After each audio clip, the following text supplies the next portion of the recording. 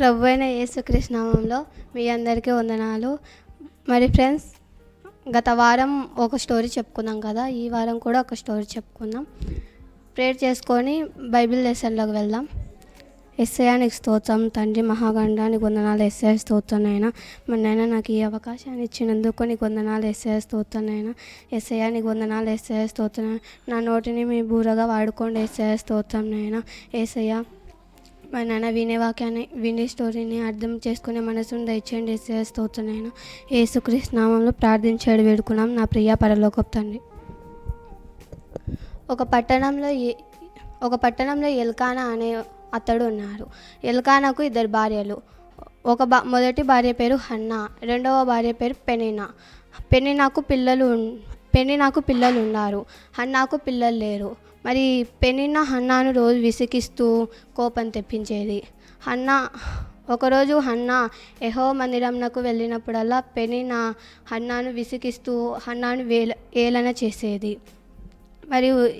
చేసేది. ఒకరోజు హన్నా భోజనం చేయుట మానేసింది. హన్నా భర్త అయిన ఎల్కానా, హన్నా నువ్వెందుకు ఏడ్చుచున్నావు? భోజనం నువ్వెందుకు మానుకున్నావు? నీకు మనోవిచారం కలుగుతున్నది అని అంటాడు.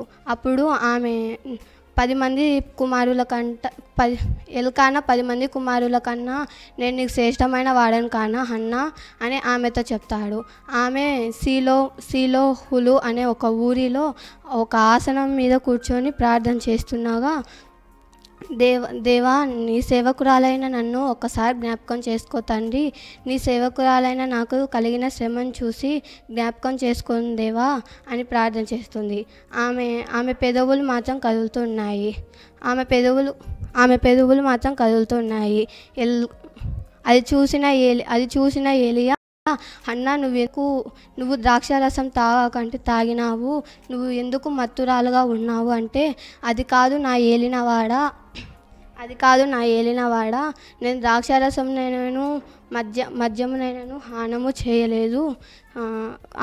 చేయలేదు. నా ప్రార్థన దేవునికి, నా ఆత్మను దేవునిలో కుమ్మరించుతున్నాను అని చెప్తాడు. అప్పుడు ఏలియా, హన్నా నువ్వు క్షేమంగా ఇంటికి వెళ్ళు అని అంటారు. ఆమె సంతోషంగా ఇంటికి వెళ్ళి భోజనం చేసి పడుకుంటుంది. అప్పుడు భోజనం చేసి ప్రేయర్ చేస్తుంటుంది. దేవా నన్ను నా భర్తను జ్ఞాపకం చేసుకో తండ్రి అని ప్రార్థన చేస్తుంటుంది. అప్పుడు ఆమె గర్భం ధరించిన తర్వాత గర్భం ధరించిన నెలలు నిండిన తర్వాత ఒక కుమారుని కంటాది. ఆ కుమారుని పేరు సమూయేలు.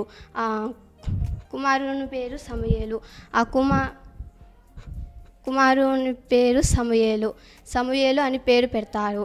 అప్పుడు వాళ్ళు ఏటేటా బలి అర్పించడానికి మొక్కు తీర్చుకోవడానికి వెళ్తుంటే ఎల్కానా హన్నా నువ్వు వస్తావా అంటే, నేను రాను ఎల్కానా, నా బిడ్డ పాలు విడిచేంత వరకు నేను రాను, నా బిడ్డ పాలు విడిచే తర్వాత నేను వస్తాను అని అంటారు.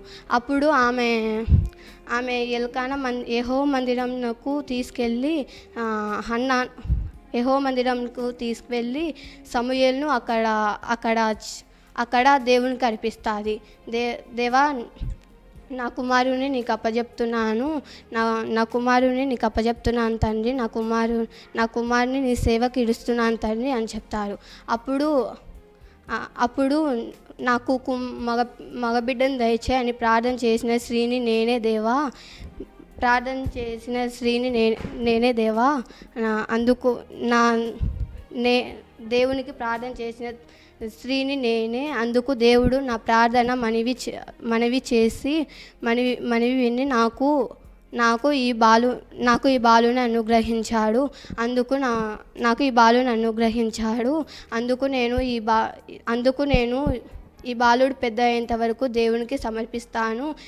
వాడు బ్రతుకు దినములన్నీ దేవుని సన్నిధిలోనే సేవ చేస్తారు అని మొక్కుతారు. అప్పుడు సమూయేలు కూడా ప్రార్థన చేస్తారు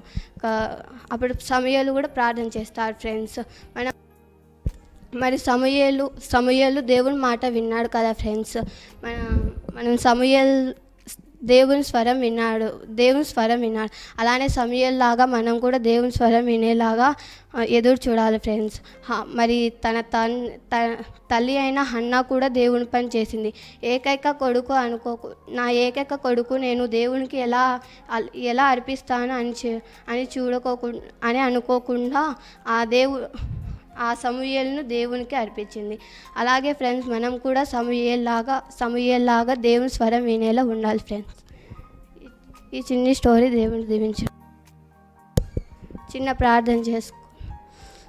యేసయ్యా నీకు వందనాలు, యేసయ్యా స్తోత్రనైనా, మహాగండ మహోన్నతుడా నీకు వందనాలు, యేసయ్యా స్తోత్రనైనా. మా నాయన ఈ స్టోరీ ద్వారా ఎంతోమంది దీవించేట్టుగా నీకు వందనాలు, యేసయ్యా స్తోత్రనైనా. మా నాయన స్టోరీ చెప్పిన యేసయ్యా స్తోత్రనైనా. మాకు మంచి ధైర్యం ఇచ్చినందుకు నీకు వందనాలు, యేసయ్యా స్తోత్రనైనా. ఈ అవకాశం ఇచ్చినందుకు నీకు వందనాలు, యేసయ్యా స్తోత్రనైనా. యేసుక్రీస్తు నామమున ప్రార్థించాడు వేడుకున్నాం నా ప్రియ పరలోకపు తండ్రి.